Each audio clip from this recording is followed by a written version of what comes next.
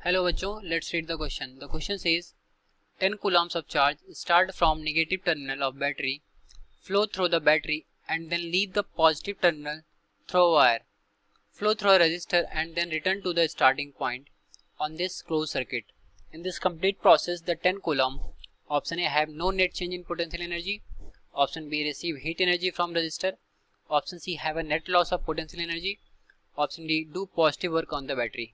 So question में बोला कि कोई 10 कूलम का चार्ज है जो किसी क्लोज सर्किट में फ्लो कर रहा है, ठीक है, और ये चार्ज कैसा है, नेगेटिव टर्मिनल की बैटरी से फ्लो करना स्टार्ट कर रहा है. तो पहले हम इसका एक सर्किट बनाते हैं. तो बोला कि 10 कूलम का जो चार्ज है वो नेगेटिव टर्मिनल से फ्लो करना स्टार्ट कर रहा है. तो पहले हम एक यहाँ पर बना लेते हैं एक रजिस्टर, जैसे कि क्वेश्चन में बोल रखा है, ठीक, और यहाँ पर कोई बैटरी लगी हुई है,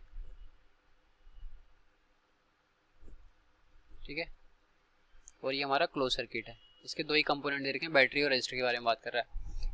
तो बोला कि start from the negative terminal of battery, तो मतलब हमारा जो 10 कूलम का चार्ज है वो यहाँ पर कहीं है और यहाँ से फ्लो करना स्टार्ट कर रहा है, ये ऐसे मूव कर रहा है. फ्लो थ्रू अ बैटरी, मतलब ये बैटरी से फ्लो कर रहा है. उसके बाद इसके पॉजिटिव टर्मिनल को लीव कर रहा है थ्रू वायर और फिर रजिस्टर के थ्रू फ्लो कर रहा है और ये फाइनली अपने स्टार्टिंग पॉइंट पर यहाँ पर रिटर्न हो जा रहा है. ठीक है, ये हमारा 10 कूलम का चार्ज है. हमने मान लिया इसका पोटेंशियल V1 है, ठीक, और रेजिस्टेंस हमने ले लिया R. तो इस केस में हमें बताना है कि गिवन ऑप्शन में से क्या करेक्ट होगा. तो सॉल्व करें इस प्रॉब्लम को. पहले नोट डाउन करते हैं हम अपना की कॉन्सेप्ट, ठीक है. तो की कॉन्सेप्ट में हम यहाँ पर अप्लाई करेंगे KVL, किरचॉफ वोल्टेज लॉ. तो किरचॉफ वोल्टेज लॉ के अकॉर्डिंग किसी भी क्लोज सर्किट में जो टोटल पोटेंशियल डिफरेंस होता है उसका जो अलजेब्रिक सम होता है वो 0 होता है, ठीक है, फॉर क्लोज सर्किट या फिर क्लोज्ड लूप. ये हमारा KVL होता है.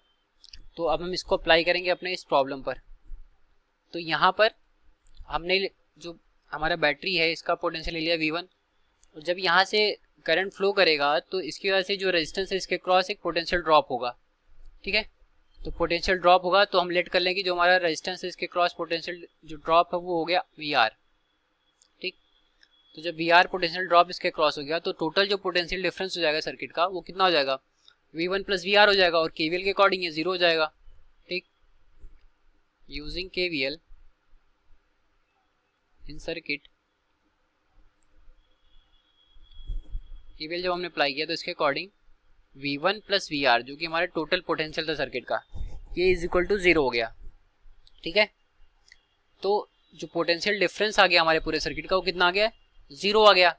अब इस केस में देखते हैं, बोल रहा है यहाँ पर have no net change in potential energy, ठीक है. तो यहाँ पर कोई भी चेंजेस पोटेंशियल एनर्जी में दिखाई नहीं पड़ रहे. 10 कूलम का चार्ज जो था वो जिस पोटेंशियल के साथ यहाँ पर गया उसी पोटेंशियल से वापस आ गया, क्योंकि जो नेट पोटेंशियल एनर्जी है यहाँ पर, सॉरी, जो नेट पोटेंशियल है वो 0 है और पोटेंशियल एनर्जी क्या होती है, U इज इक्वल टू होता है हमारा Q डेल्टा V.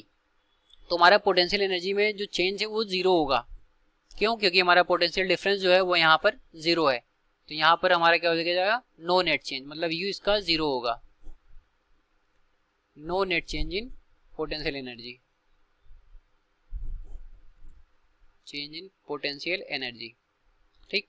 तो पोटेंशियल एनर्जी में कोई चेंजेस नहीं हो रहे हैं क्योंकि उसका पोटेंशियल डिफरेंस 0 होगा पूरे सर्किट में. सेकंड में बोल रहा है बी पार्ट में, receive the heat energy from the register.